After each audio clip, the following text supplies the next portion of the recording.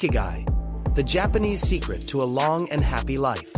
In the far south of Japan, there lies a small island called Okinawa. The sea there is turquoise blue, the air is filled with the scent of the ocean, and the people who live there seem to have unlocked one of life's greatest secrets: how to live long and how to live happy. Among the green hills and peaceful villages of this island, you'll find elders who are more than 100 years old. They walk with steady steps, laugh with ease, and smile with eyes full of light.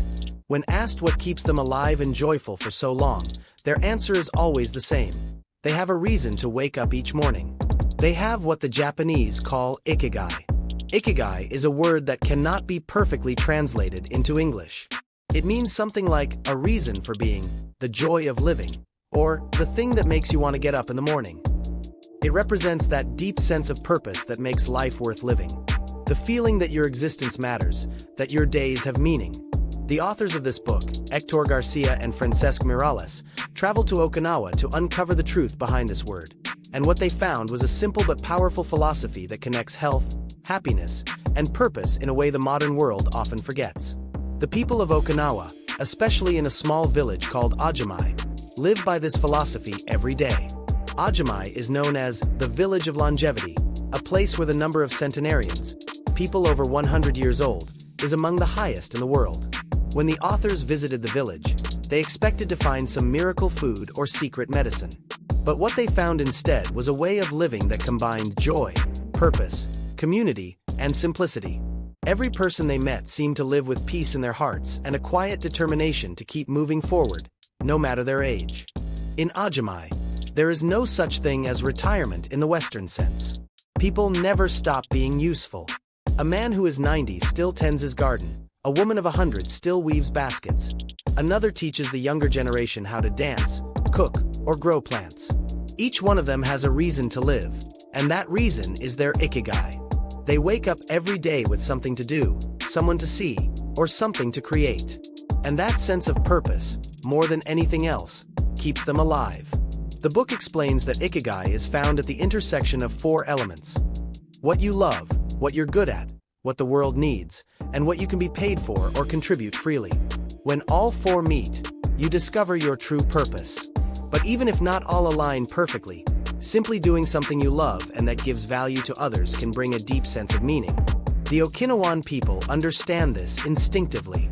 They may not describe their ikigai in complex terms, but they live it through their actions. In their gardens, their kitchens, their songs, and their friendships. One of the central lessons of the Okinawan lifestyle is simplicity. Their days are slow but full. They wake up early, spend time outdoors, and enjoy meals made from fresh, local ingredients. Their diet is mostly plant-based. Vegetables, rice, tofu, seaweed, miso soup, and sweet potatoes form the foundation of their meals. They eat in small portions, and they practice something called hara hachibu, which means eat until you are 80% full. It's a habit taught from childhood, to stop eating before you are completely satisfied. This gentle restraint not only keeps their bodies healthy, but also reflects a mindset of moderation and gratitude. The people of Okinawa don't eat for pleasure alone. They eat to nourish life. Each meal is an act of appreciation. For the earth, for the food, for the people who prepared it. Meals are often shared with others, filled with laughter and conversation. This daily ritual of connection strengthens their sense of belonging. And belonging, as the authors learned, is one of the keys to longevity. Another remarkable element of Okinawan culture is the moai, a lifelong social group formed among friends or neighbors. Members of a moai meet regularly to share stories, help each other, and provide emotional and even financial support when needed. They celebrate together, mourn together, and face challenges as one. This strong social network creates a safety net that protects them from loneliness and stress, 2 of the greatest threats to modern health. When you have a moai, you are never truly alone. You always have someone who cares for you and someone to care for in return. The authors also discovered that in Okinawa, time is viewed differently. People do not rush through life-chasing goals. They do not live by the clock. Instead, they live by rhythm, the rhythm of nature, of work, of community. There is a quiet patience in everything they do. Whether they are planting seeds, repairing nets, or preparing tea, they give their full attention to the task. Every action, no matter how small, becomes meaningful. This calm attention is part of what psychologists call the state of flow, the experience of being completely absorbed in what you are doing, where time seems to disappear. Flow is a state of happiness that comes from being fully present. It's the feeling a painter gets while painting, a gardener feels while tending the soil, or a musician experiences while playing an instrument. When you are in flow, you are neither bored nor anxious.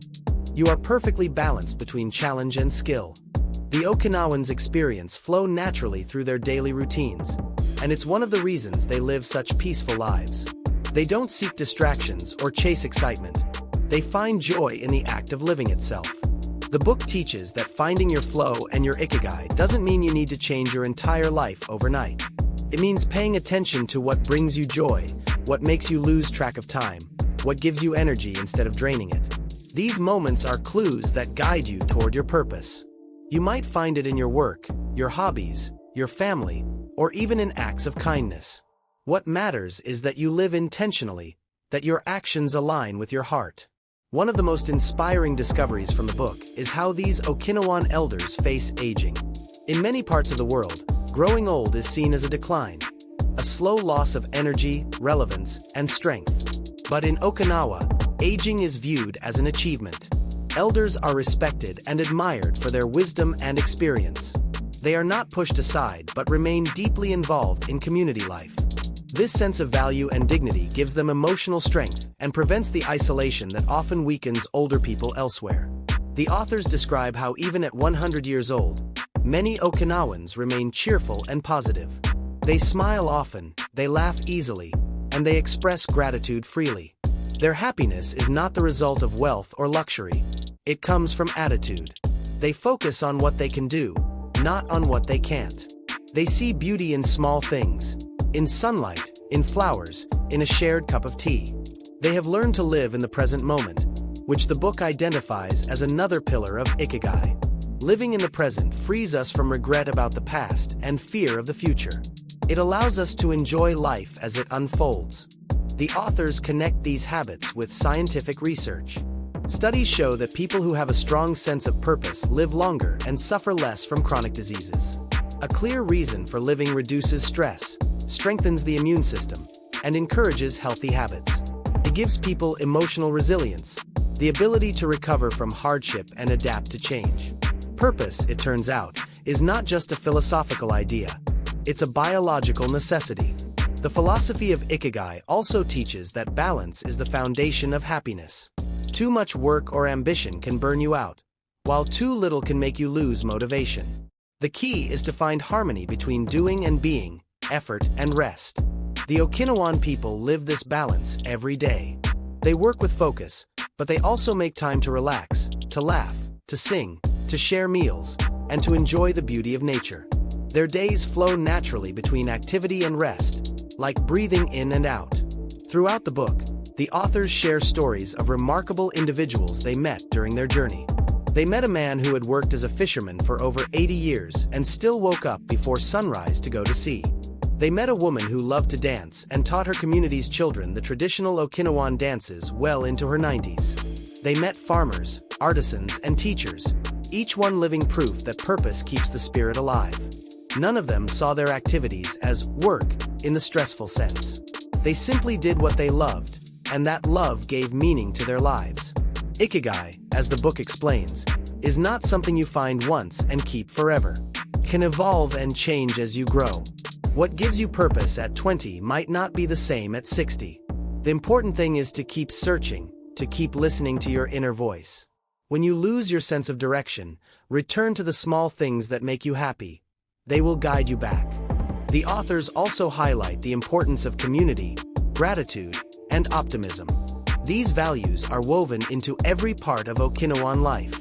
People there don't compare themselves to others or measure their worth by status. Instead, they measure their happiness by the strength of their relationships and the peace of their hearts. Gratitude is a daily practice.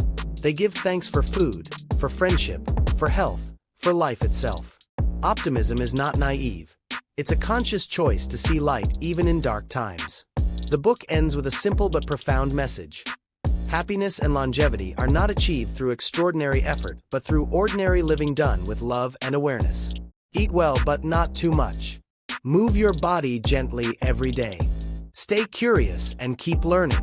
Surround yourself with friends who make you smile. Be grateful for what you have. And above all, do something every day that gives you meaning. These small habits, practiced over a lifetime, create not just long life but a good life. In the end, Ikigai is not a secret reserved for the people of Okinawa. It's something that exists within each of us. It's the quiet voice inside that tells you what you truly love and who you truly are. The challenge of modern life is that we often stop listening. We get caught in busyness, in comparison, in fear. But when we slow down and reconnect with ourselves, we can hear it again. Your Ikigai might be caring for your family, helping others, writing, teaching, or simply bringing kindness to the world. It doesn't matter how big or small it seems. What matters is that it gives your life meaning. When you live with Ikigai, every morning becomes an opportunity, every challenge a lesson, every moment a gift.